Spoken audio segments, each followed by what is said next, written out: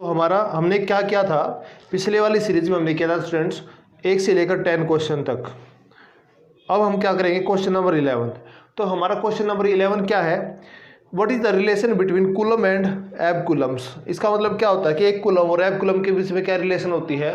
तो हमारा ये क्वेश्चन नंबर है 11।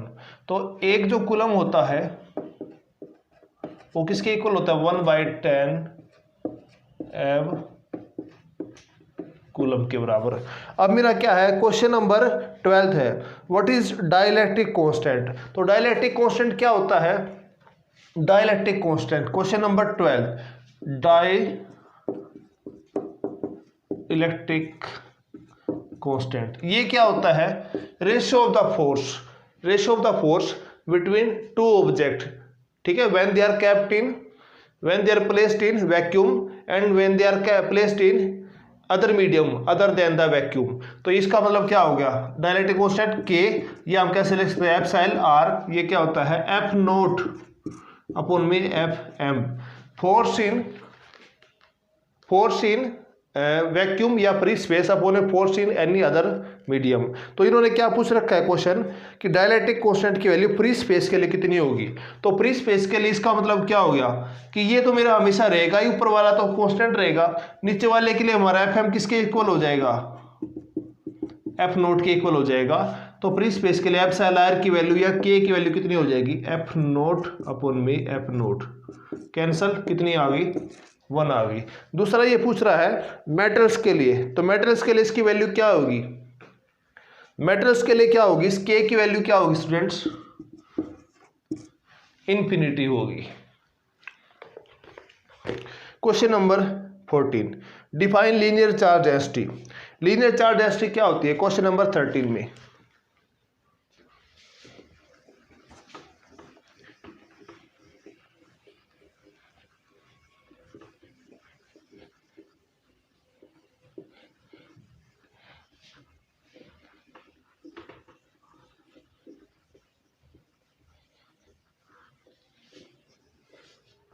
Linear charge density question number 14।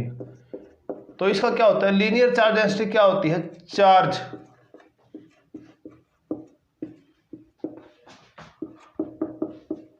क्या होती है, चार्ज पर यूनिट लेंथ। मतलब अगर मेरी एक लेंथ है, सपोज इसकी एल लेंथ है, ये इस पे टोटल कितना चार्ज है, जैसे मेरा plus plus plus plus plus, तो इसकी लीनियर चार्ज डेंसिटी को मैं कैसे शो करूंगा, इसको हम शो करेंगे delta Q by delta L, और इसका सिंबल क्या होता है लीनियर चार्ज डेंसिटी का, लैम्डा होता है। उसके बाद क्या है question number 14, define surface charge density. तो सरफेस का मतलब क्या हो गया, मेरा 2 डायमेंशन में हो गया, सरफेस का मतलब क्या हो गया मेरा 2 डायमेंशन में हो गया।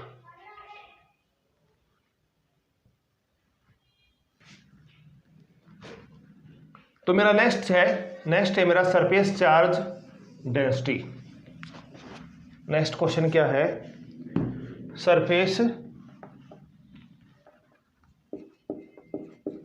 तो सरफेस चार्ज डेंसिटी क्या होती है, ये मेरा क्या होता है कि कोई भी मेरा जो सरफेस होता है 2 डायमेंशन में होता है, तो उसके लिए क्या होता है, हमारा एरिया आता है L और B, मतलब सरफेस एरिया आएगा मेरा। ठीक है, सरफेस के चारों तरफ, तो सरफेस एरिया, तो इसका क्या हो जाएगा, सरफेस एरिया अपॉन में charge per unit surface area. तो हम लिखेंगे कैसे इसको, डी क्यू बटे में डी एस, और इसका सिंबल क्या होता है, सिग्मा होता है। ऐसे मेरा अगला क्वेश्चन है वॉल्यूम चार्ज डेंसिटी। तो वॉल्यूम चार्ज डेंसिटी क्या होता है, 3 डायमेंशन सरफेस के लिए होता है, जिसमें क्या होती है लेंथ ब्रेड्थ और हाइट होती है। तो उसके लिए मेरा वॉल्यूम चार्ज डेंसिटी क्या हो जाएगा, चार्ज पर यूनिट वॉल्यूम। तो कैसे लिखेंगे, d q by d v, और इसका सिंबल क्या होगा, रो। मेरा नेक्स्ट क्वेश्चन है what is electric field intensity. तो question number, electric field intensity का मतलब क्या होता है कि force per unit charge. Electric field intensity क्या था आपका, force per unit charge. Per unit हम कह सकते हैं इसको टेस्ट चार्ज क्यू नोट, और क्यू नोट टेंड्स टू 0, कि हमारा क्या था कि जो फोर्स अप्लाई किया था एक चार्ज पार्टिकल, देखो इसका कंसेप्ट मेरा क्या था ये,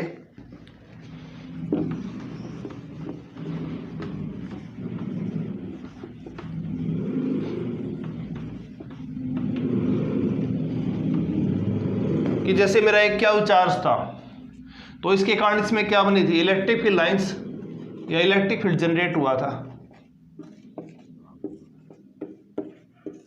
अब इसके अगर इन्फ्लुएंस में इसके एरिया में कोई क्यू नोट टेस्ट चार्ज आता है तो ये क्यू चार्ज क्या होगा, इसके ऊपर फोर्स लगाएगा। कौन सा फोर्स लगाएगा, फोर्स ऑफ रिपल्सन। तो इसी को हम बोलते हैं इलेक्ट्रिक फील्ड इंटेंसिटी। उसका सिंबल क्या होता है, ई होता है एफ अपॉन में क्यू नोट, और ये हमारी क्या होती है, वेक्टर क्वांटिटी होती है, और इसकी यूनिट क्या होती है, फोर्स की क्या होती है, न्यूटन, और चार्ज की क्या होती है, कूलम। तो कैसे लिखेंगे, न्यूटन पर कूलम। उसके बाद है हमारा concept, what is the SI unit and dimension formula of electric field intensity. तो यूनिट तो हमने बता दी, इसका डायमेंशन फार्मूला निकालना है, किसका, इलेक्ट्रिक फील्ड इंटेंसिटी का, ई का। तो फोर्स का डायमेंशन फार्मूला क्या होता है, फोर्स का होता है m1 L1 T-2 अपॉन में क्या होगा, क्या होता है डायमेंशन फार्मूला, AT, जहाँ पे ए क्या होता है, एम्पियर्स के लिए यूज किया जाता है, मतलब करंट के लिए, और टी होता है टाइम के लिए। तो अब हमारा क्या हो जाएगा ये, अब हम क्या करेंगे, ए को ऊपर ले जाएंगे और टी को ऊपर ले जाएंगे, तो पावर किस में हो जाएगी, दोनों की माइनस में हो जाएगी।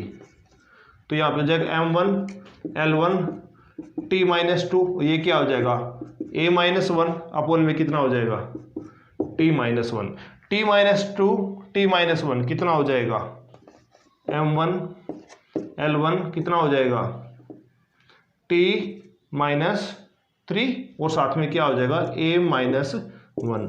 ये मेरा क्या है, डायमेंशन फार्मूला किसका है, इलेक्ट्रिक फील्ड इंटेंसिटी का। उसके बाद मेरा नेक्स्ट क्वेश्चन है, write the expression for the electric field intensity due to a point charge. तो इलेक्ट्रिक फील्ड इंटेंसिटी कैसे निकालेंगे एक पॉइंट चार्ज के कारण।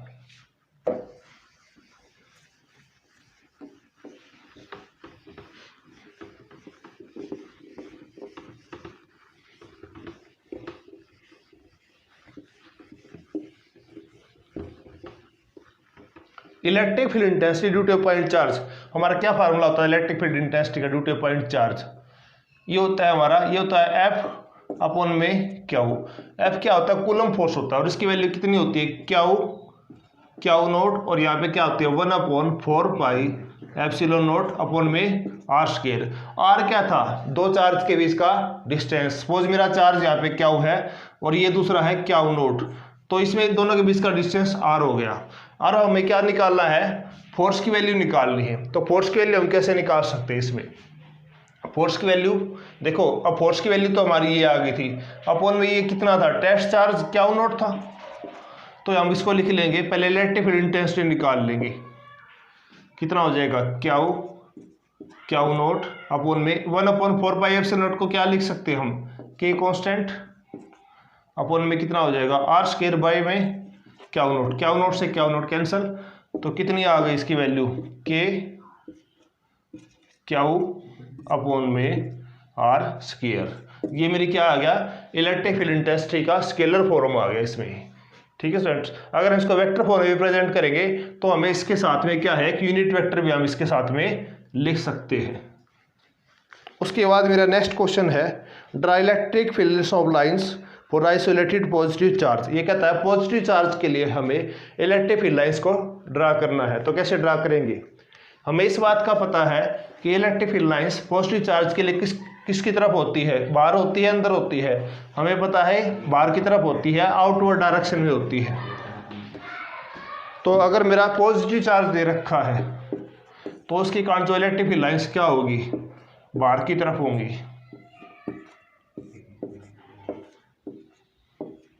तो अगर मेरा नेगेटिव चार्ज दे रखा है तो इलेक्ट्रिक फील्ड लाइंस क्या होंगी, अंदर की तरफ होंगी। उसके बाद नेक्स्ट क्वेश्चन है what are electric fields lines, draw these for the 4 point minus Q charge. तो इसका हमने माइनस क्यू चार्ज किया तो इलेक्ट्रिक फील्ड लाइंस यहाँ ड्रा करके दिखा दी। अब हम ये बताते हैं कि इलेक्ट्रिक फील्ड लाइंस क्या होती है। इलेक्ट्रिक फील्ड लाइंस क्या होती है,